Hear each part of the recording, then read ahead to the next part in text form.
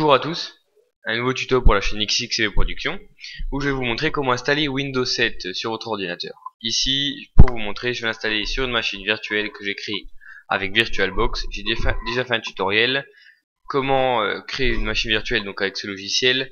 Vous pouvez le voir en cliquant sur le lien disponible à la fin de la vidéo. Donc Windows 7, eh bien c'est pas forcément clair pour tout le monde. Donc je vais vous montrer comment se déroule l'installation et le petit paramétrage, donc le partitionnage qui est à faire à un certain moment. Donc bon, bah moi je vais cliquer sur suivant, hein, mais en fait je vais donc lancer mon ordinateur virtuel. Donc là je vais choisir la destination de mon fichier ISO, puisque Windows 7, si vous l'avez sur un DVD, eh bien dedans il y a un fichier ISO. Je fais suivant, démarrer. Donc ce fichier ISO, eh bien si vous l'avez extrait de votre DVD et que vous l'avez mis sur une clé USB, vous pouvez également installer Windows 7 à partir d'une clé USB, mais ici je ne vais pas vous l'expliquer. Là je vais simplement montrer comment l'installer, hein. Ça c'est pour les utilisateurs un petit peu plus avancés, la clé USB. Donc ici on arrive sur le plan d'installation de Windows 7, on choisit sa langue, donc ici bien français, hein. Donc la langue du clavier, et la langue installée, etc. Donc on va cliquer sur suivant. Et on va cliquer sur installer maintenant. Le programme d'installation va donc démarrer.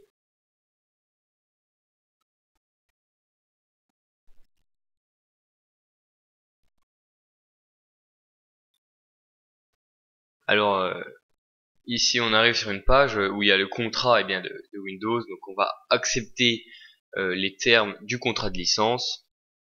Et ici donc on a plusieurs possibilités. Il y a la mise à niveau qui va donc mettre Windows 7 en conservant vos fichiers.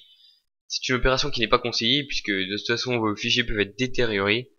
La meilleure solution pour optimiser au maximum les performances est de faire une sauvegarde donc de tous vos fichiers au préalable, et après donc de cliquer sur l'option personnaliser, donc dans options avancées, où on va donc formater le disque dur et installer le nouveau système d'exploitation à partir de zéro, juste ici. Donc on va cliquer sur ça, hein. Il faudra donc bien faire une sauvegarde de tous vos fichiers. Les performances seront donc améliorées.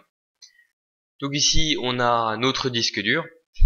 Donc comme vous voyez, eh bien il est en une partition.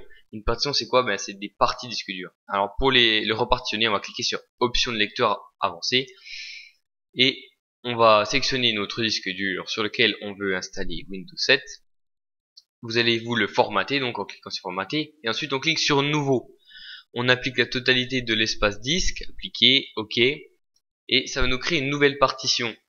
Donc on a une partition système de 100 mégas, donc qui est très peu importante, et une partition principale sur laquelle nous allons installer notre système. La partition système sera une marge pour Windows 7 qui lui permettra de fonctionner plus correctement. Donc on va donc installer sur la partition principale. Si vous savez quelque chose qui ne va pas, vous pouvez revenir en arrière en cliquant sur supprimer ou formater. Donc maintenant on va pouvoir passer à la suite. Si votre disque dur ne s'actualise pas, eh bien vous voyez qu'il y a l'option actualiser, etc. On fait suivant. Donc là c'est l'installation de Windows qui commence. Donc la copie des fichiers se lance, c'est très rapide. Ce qui va être long, c'est donc la décompression des fichiers qui va prendre environ 20 minutes. Je vais donc vous laisser pendant ce temps-là et on se retrouve dès que ça a fini d'installer. Donc là on arrive bien sûr une page de Windows, un peu comme pendant le démarrage. Et bon, c'est tous des paramétrages qui vont s'effectuer. L'ordinateur va redémarrer plusieurs fois, etc. Donc ici, le programme d'installation démarre les services. Donc, eh bien, on va bientôt accéder donc à Windows 7 et à notre bureau. Donc ici, l'installation se finit. L'ordinateur va alors redémarrer plusieurs fois, comme il est indiqué dans le petit message au-dessus.